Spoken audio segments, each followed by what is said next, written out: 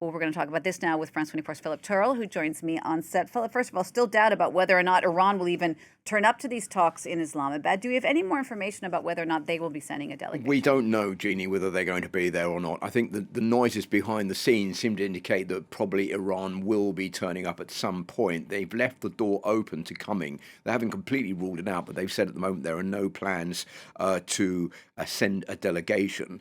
And their chief negotiator, Mohammed Bagher Khalibaf, I'll just give you a quote of what he's been saying, criticizing Donald Trump, saying that he is not willing, the Iranians are not willing to turn the negotiating table into a table of surrender for the Americans and will not accept and negotiate under threats. And over the past couple of weeks, we've drawn up new cards for the battlefield. So it looks like, because of what's been going on, because of the blockade of the Strait of Hormuz by the Americans, that the Iranians are playing hard to get in this second round of talks. But I think behind the scenes, they would like the talks to continue. They are suffering as a result, there's no doubt about that, as a result of the US blockade, but they don't want to show this because they want to arrive at the talks, if they do go, in a position of force.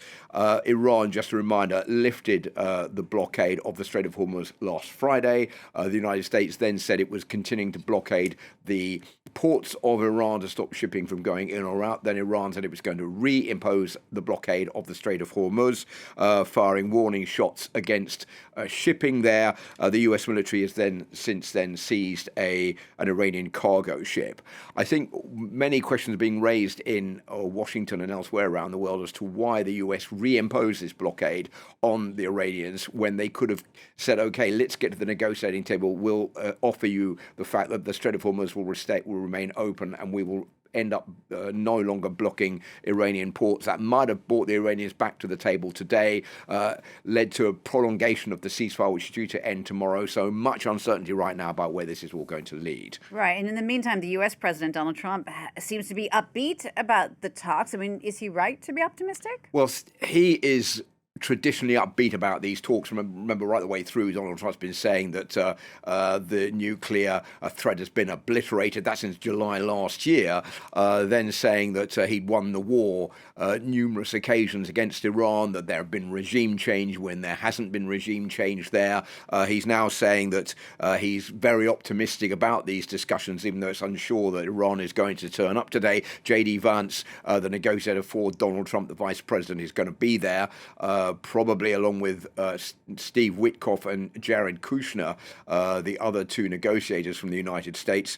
But there is a fact, and that is that Donald Trump is under economic pressure to get the strait reopened. He's also under pressure to allow international shipping to recirculate through the Strait of Hormuz, and there's little appetite in the United States amongst many of his potential voters for this war to continue and to become another forever war for the United States. So he is under pressure, and also from China, for that Strait of Hormuz to open and for the Iranian oil to be re-allowed to be able to return to China. So many different reasons for Donald Trump to put pressure on the Iranians.